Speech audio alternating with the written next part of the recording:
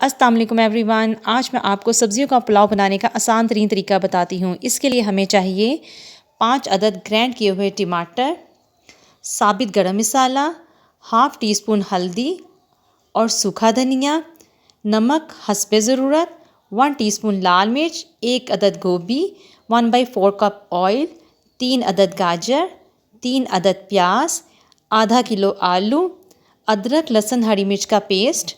सबसे पहले हम पतीले में ऑयल डालेंगे, फिर इसमें प्याज डालकर इसे लाइट ब्राउन कर लेंगे।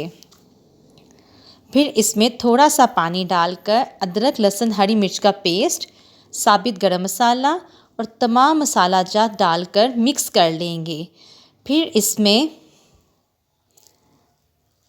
ग्राइंड किए हुए टमाटर डालकर मसाला भून लेंगे।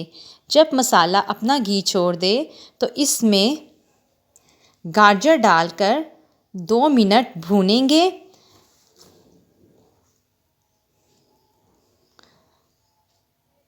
फिर इसमें थोड़ा सा पानी डालकर गाजर को 5 मिनट पकाएंगे।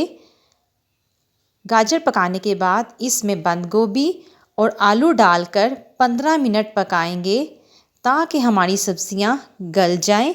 साथ ही इसमें हम थोड़ा सा पानी शामिल करेंगे। हमारे पुलाव का मसाला तैयार है, खुशबू भी बहुत ज़बरदस्त आ रही है।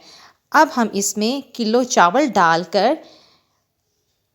डाल देंगे और ये बात याद रखें, जितने चावल हों उतना ही पानी डालें।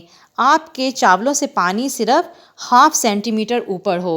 अब पतीले को ढककर फ्लेम को मीडियम कर लेंगे और 3 से 4 मिनट पकाएंगे।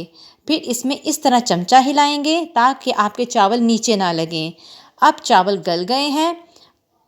अब हम इसे तकरीबन 30 मिनट के लिए दम पर रख देंगे। जी, हमारा सब्जियों का पुलाव तैयार है।